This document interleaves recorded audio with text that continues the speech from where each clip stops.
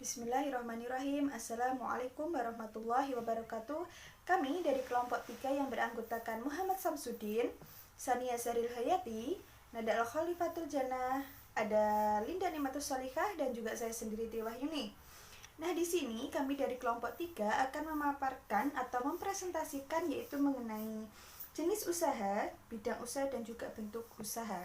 Nah, untuk mempersingkat waktu, saya akan memaparkan sedikit mengenai jenis-jenis usaha dan juga bidang usaha.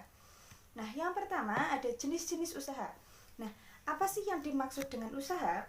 Usaha adalah kegiatan di suatu perdagangan dengan mencari apa? Yaitu pasti mencari suatu keuntungan. Nah, di sini menurut pakar yaitu Given dan Ebert, usaha adalah organisasi yang menyediakan barang atau jasa yaitu untuk dijual. Untuk apa? Pastinya untuk mencari sebuah keuntungan. Nah, usaha itu dapat menjadikan seseorang lebih mandiri. Di sisi lain, usaha itu juga dapat menciptakan mesin ATM sendiri, di mana usaha itu tidak sebatas mengenai penghasilan. Bahkan dengan suatu usaha dapat menciptakan lapangan pekerjaan untuk orang lain, bahkan untuk khalayak orang banyak. Nah, di sini ada jenis-jenis usaha. Yang pertama ada usaha mikro, usaha kecil, usaha menengah, dan juga ada usaha besar, yaitu ada 4. Nah, di sini saya akan memaparkan sedikit mengenai usaha mikro. Usaha mikro adalah usaha produktif, yaitu milik perorangan atau badan usaha perorangan, yang mana harus memenuhi sebuah kriteria usaha mikro yang diatur dalam undang-undang sebagai berikut, yaitu dan di sini usaha mikro harus memiliki sebuah kriteria yang mana memiliki kekayaan bersih paling banyak 50 juta rupiah. Itu bukan termasuk tanah dan juga bangunan tempat usaha. Lalu memiliki hasil penjualan tahunan paling banyak yaitu 300 juta rupiah. Nah, yang kedua ada usaha kecil. Usaha kecil adalah usaha mikro atau usaha kecil mudah dikenali dan mudah dibedakan dari usaha besar, di mana yaitu secara kualitatif. Nah, usaha kecil ini berdasarkan Undang-Undang Nomor 9 Tahun 1995 memiliki pengertian yaitu segala kegiatan ekonomi rakyat yang berskala kecil dan memenuhi kriteria kekayaan bersih atau hasil penjualan tahunan serta kepemilikan sebagaimana diatur dalam undang-undang. Di mana karakteristik usaha kecil menurut John Award dan Jerry F. Witt adalah sebagai berikut, yaitu usaha kecil cenderung mengelompok dalam industri-industri yang sangat terpecah-pecah. Nah, yang kedua ada jatah pendapatan manajer, pemilik yang relatif terlalu besar terhadap para manajer serta investor lainnya. Lalu kekuatan-kekuatan eksternal cenderung membawa pengaruh yang besar kepada perusahaan kecil daripada perusahaan yang besar. Lalu usaha kecil itu sangat sensitif yaitu terhadap gejolak lingkungan dan juga kelangsungan hidupnya. Lalu yang ketiga usaha menengah. Apa sih yang dimaksud dengan usaha menengah? Yaitu usaha ekonomi produktif yang berdiri sendiri, di mana dilakukan oleh perorangan atau badan usaha yang bukan merupakan anak sebuah perusahaan ataupun cabang dari perusahaan lain. Lalu yang keempat ada usaha besar. Apa yang dimaksud dengan usaha besar? Di sini usaha besar adalah usaha ekonomi produktif yang mana dilakukan oleh badan usaha dengan jumlah kekayaan bersih atau hasil penjualan tahunan lebih besar daripada usaha menengah, yang mana meliputi usaha nasional milik negara atau swasta, usaha patungan, dan juga usaha asing yang memiliki kegiatan ekonomi di Indonesia. Lalu yang kedua akan saya paparkan mengenai bidang usaha. Di sini yang pertama ada usaha ekstraktif. Nah, apa sih yang dimaksud dengan usaha ekstraktif? Yaitu jenis usaha yang mengambil dan memanfaatkan secara langsung kekayaan yang tersedia di alam. Seperti apa contohnya? Yaitu seperti penangkapan ikan dan juga penambangan. Lalu yang ketiga ada usaha pertanian. Nah, sebagian besar penduduk Indonesia itu adalah bermata pencaharian bercocok tanam. Oleh karena itu, Indonesia itu mendapat julukan negara agraris. Nah, di sini apa pengertiannya? Yaitu pertanian atau agraris adalah usaha mengolah tanah dan menanaminya dengan tanaman yang bermanfaat.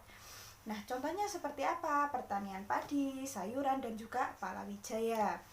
Lalu yang ketiga ada usaha industri. Nah, usaha industri adalah usaha untuk menghasilkan barang baru atau mengolah bahan baku atau bahan mentah menjadi bahan setengah jadi atau bahkan barang yang sudah jadi. Nah, contohnya seperti apa? Yaitu usaha kerajinan rotan, ataupun industri pengolahan kulit seperti kulit sapi, kulit kambing, lalu ada industri pembuatan sepatu, tas, jaket, ataupun ikat pinggang. Lalu yang keempat ada usaha dagang. Apa sih yang dimaksud usaha dagang? Yaitu orang yang menjual barang-barang tertentu, meskipun itu adalah kebutuhan sehari-hari atau kebutuhan lainnya. Lalu perdagangan adalah jenis usaha yang kegiatannya mengumpulkan barang produksi dan berbagai produsen, kemudian barang tersebut dijual kembali kepada konsumen atau pemakai. Lalu yang kelima ada usaha jasa.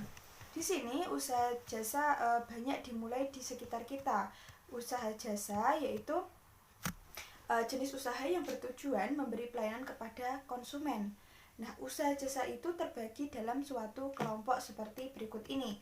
Yang pertama ada jasa transportasi, ada jasa lainnya seperti asuransi, perbankan, pengiriman barang atau bahkan paket, dan juga jasa pengacara. Yang selanjutnya adalah pengertian badan usaha. Badan usaha merupakan kesatuan dari hukum yang berisi hak dan kewajiban teknis dan prinsip ekonomis yang dibentuk untuk mendapatkan keuntungan atau laba. Adapun jenis-jenis badan usaha, yang pertama yaitu badan usaha yang termasuk badan hukum. Badan usaha yang termasuk badan hukum di sini yang menjadi subjeknya adalah badan usaha itu sendiri. Pada badan usaha ini, harta kekayaan perusahaan terpisah dari harta kekayaan pribadi para pengurus atau anggotanya. Adapun bentuk-bentuk badan usaha yang termasuk badan hukum antara lain PT, PN, PD, koperasi, perusahaan umum, persero, yayasan, dan sebagainya. Yang kedua yaitu badan usaha yang bukan badan hukum. Yang menjadi subjek di sini adalah orang-orang yang menjadi pengurusnya. Jadi bukan badan hukum itu sendiri. Jadi bukan badan usaha itu sendiri. Karena badan usaha tersebut bukanlah hukum sehingga tidak dapat menjadi subjek hukum. Pada badan usaha ini, harta perusahaan bersatu dengan harta pribadi. Adapun contoh bentuk badan usaha yang bukan badan hukum yaitu firma, CV, dan sebagainya. Selanjutnya, legalitas badan usaha. Legalitas merupakan jati diri yang melegalkan atau mengesahkan suatu badan usaha di tengah masyarakat. Dengan kata lain, legalitas perusahaan atau badan usaha harus sah menurut undang-undang dan peraturan, yang dimana perusahaan tersebut dilindungi dengan berbagai dokumen hingga sah di mata hukum pada pemerintahan yang berkuasa saat itu. Adapun beberapa jenis jati diri yang melegalkan badan usaha, diantaranya yaitu nama perusahaan dan merek. Yang pertama yaitu nama perusahaan, merupakan jati diri yang dipakai oleh perusahaan untuk menjalankan usahanya. Nama perusahaan ini melekat pada bentuk badan usaha atau perusahaan tersebut, dikenal oleh masyarakat, dipribadikan sebagai perusahaan tertentu, dan dapat membedakan perusahaan ini dengan perusahaan yang lain. Karena melekat pada perusahaan, nama perusahaan tidak dapat dipisahkan dengan perusahaan tersebut. Kalau perusahaannya lenyap, perusahaan itu pun menjadi lenyap pula. Yang kedua yaitu merek. Menurut pasal 1 Undang-Undang Nomor 15 Tahun 2001 tentang merek adalah tanda berupa gambaran, susunan warna, nama, kata huruf-huruf, angka-angka, atau kombinasi dari unsur-unsur tersebut yang memiliki daya pembeda dan digunakan dalam kegiatan perdagangan barang ataupun jasa. Yang selanjutnya adalah perizinan usaha dan izin lainnya. Perizinan usaha merupakan suatu pemberian izin dari pemerintah kepada pihak yang memiliki usaha untuk menjalankan usahanya secara resmi. Adapun jenis surat izin usaha adalah yang pertama yaitu nomor induk berusaha atau NIB. NIB adalah identitas pelaku usaha apapun bentuk perusahaannya, baik usaha perorangan, badan usaha maupun badan hukum. Yang kedua yaitu surat keterangan domisili usaha atau SKDU. Surat ini merupakan salah satu dokumen yang harus dipenuhi. karena surat ini nantinya akan diperlukan untuk membuat dokumen yang lainnya seperti NPWP, SIUP, TDP, dan surat pendukung pendirian usaha seseorang tersebut. Selanjutnya yaitu nomor pokok wajib pajak atau NPWP. NPWP ini dibuat oleh petugas pajak dan diberikan kepada para wajib pajak baik NPWP perorangan maupun NPWP badan hukum sebagai alat untuk administrasi pajak sekaligus sebagai identitas. Yang selanjutnya yaitu izin usaha dagang atau IUD. Izin usaha dagang adalah surat yang diberikan kepada perseorangan untuk melaksanakan usaha dagang. Surat izin tempat usaha merupakan izin yang harus dimiliki oleh pelaku usaha perseorangan, perusahaan, dan badan usaha sebagai bukti izin tempat usaha yang seseorang didirikan telah sesuai dengan tata ruang wilayah yang diperlukan dalam rangka penanaman modal. Selanjutnya, surat izin prinsip. Surat ini dibuat oleh pemerintah daerah dan diberikan kepada pengusaha ataupun perusahaan yang ingin mendirikan usaha di suatu daerah. Selanjutnya, surat izin usaha industri merupakan surat yang sangat dibutuhkan oleh para pengusaha kecil menengah untuk mendirikan usaha industri. Selanjutnya, surat izin usaha perdagangan adalah surat izin yang dibuat oleh pemerintah daerah untuk diperuntukkan bagi pelaku usaha yang melaksanakan kegiatan usaha perdagangan. Selanjutnya, tanda daftar perusahaan. Selanjutnya, daftar izin usaha jasa konstruksi adalah surat izin usaha jasa konstruksi yang wajib dimiliki perusahaan yang bergerak di bidang usaha jasa konstruksi. Selanjutnya HO atau surat izin gangguan. Surat izin gangguan atau biasa disebut dengan HO atau Hinderor Donanti adalah surat keterangan yang menyatakan tidak adanya warga sekitar yang merasa keberatan dan terganggu atas lokasi usaha yang dijalankan oleh suatu kegiatan usaha di suatu tempat. Selanjutnya, izin mendirikan bangunan.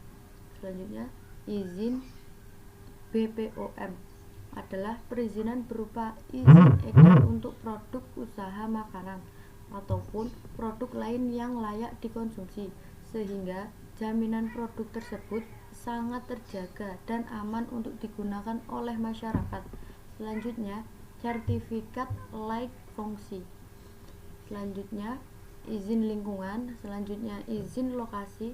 Dan yang terakhir yaitu tanda daftar usaha pariwisata adalah bukti tanda daftar yang wajib dimiliki oleh berbagai jenis usaha yang berkaitan dengan sektor pariwisata seperti usaha jasa perjalanan wisata, persediaan akomodasi, jasa penyelenggara makanan dan minuman, jasa pramuwisata, penyelenggara pertemuan, dan beberapa jenis usaha lainnya.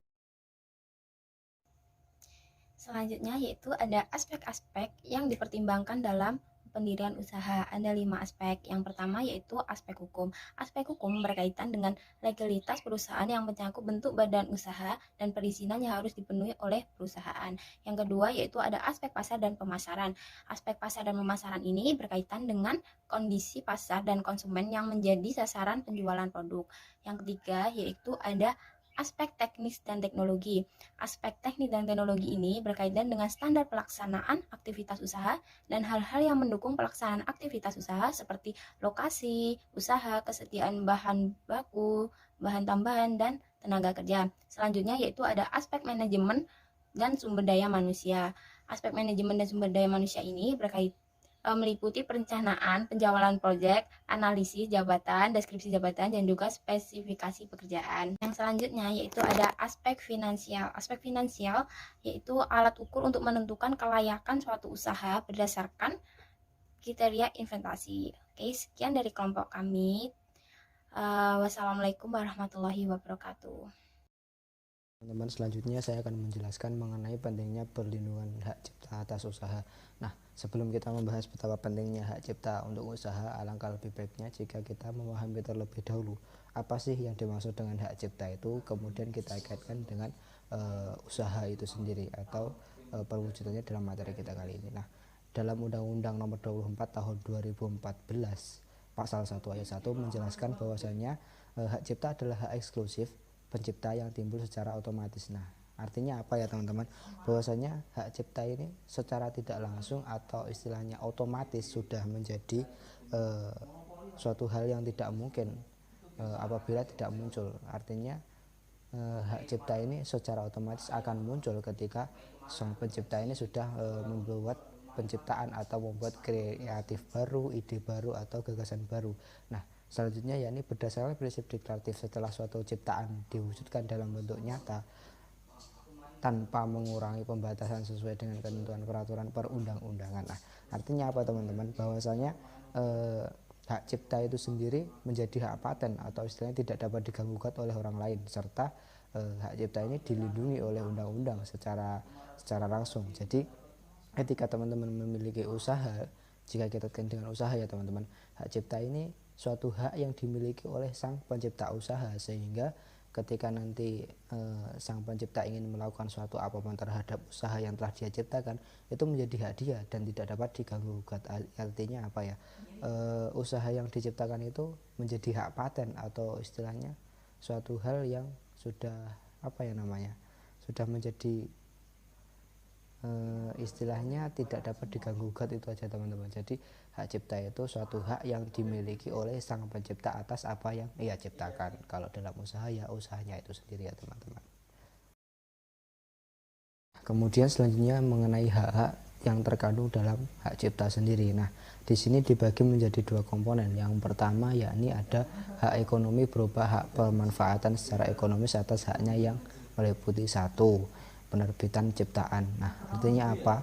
Ciptaan yang ia miliki itu berhak untuk istilahnya diterbitkan atau istilahnya dipublikasikan atau istilahnya disebarkan secara meluas oleh sang penciptanya sendiri. Itu yang dinamakan penerbitan penciptaan.